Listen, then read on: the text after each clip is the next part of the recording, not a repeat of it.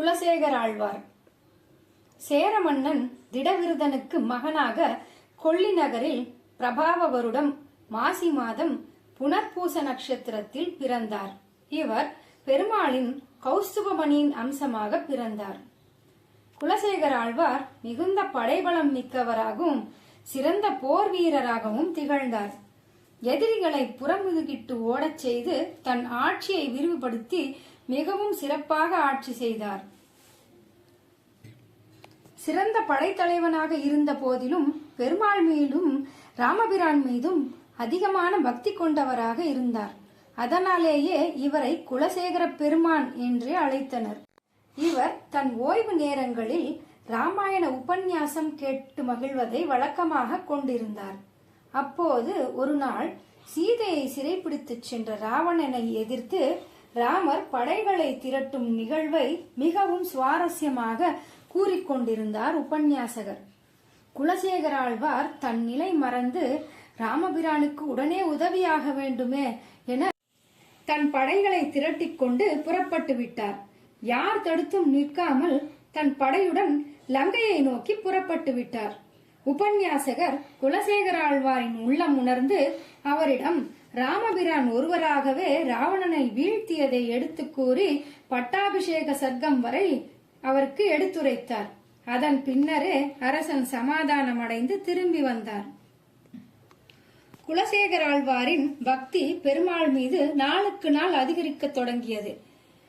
அதனால் அரசு அலுவல்கள் பாதிக்கப்படுவதை உணர்ந்த மந்திரிகள் இவற்றுக்கெல்லாம் அவர் வைணவ அடியார்களுடன் கொண்ட தொடர்பே காரணம் என கருதி பெருமாளின் திருவாபரண பெட்டியில் இருந்த நவரத்ன மாலையை எடுத்து மறைத்து வைத்துக் கொண்டு அதை வைணவ அடியார்களே திருடினர் என கூறி அதை பொய் என நிரூபிக்க விஷப்பாம்பு அடைந்த குடத்தில் அவர்களை கைகளை விட்டு எடுக்க கட்டளையிட்டனர். குலசேகர ஆழ்வார் அதை தடுத்து அடியார்களின் தூய்மையை உணர்த்த தானே தன் கைகளை குடத்தினுள் விட்டு எடுத்தார். அரசனின் பக்தியை உணர்ந்த மந்திரிகள் தன் தவறை உணர்ந்து மாலையை திருப்பிக் கொடுத்து மன்னிப்பும் கேட்டனர்.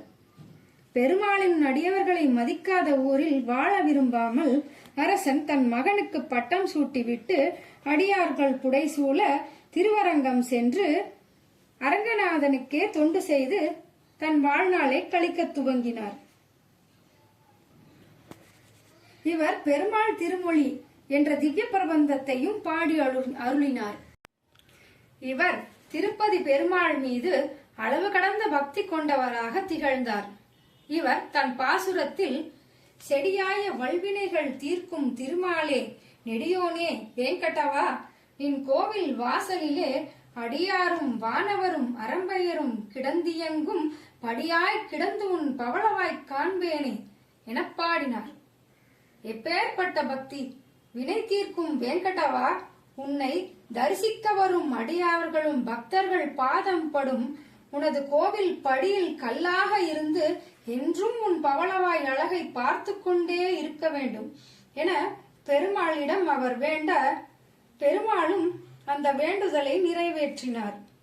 அதன் காரணமாகவே திருப்பதி மட்டுமல்ல, எல்லா பெருமாள் கோவில் கருவறை வாசலில் உள்ள படியின் பெயர் குலசேகரப்படி என்றே அழைக்கப்படுகிறது. குலசேகர ஆழ்வார் 7 திவ்ய தேசங்களில் மங்களாசாசனம் செய்துள்ளார். இவர் மொத்தம் 105 பாடல்கள் பாடியுள்ளார்.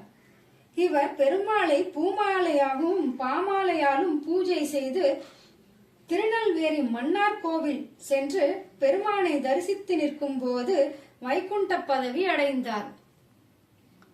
குலசேகர ஆழ்வார் போல் நாமும் பெருமானின் வாசல் படியாக கிடந்து அந்த நெடியோனின் அழகில் மயங்கி பாதங்களை பிடித்து பக்தி செய்து அவன் அருளை பெறுவோமாக. ஓம் நமோ நாராயணாய.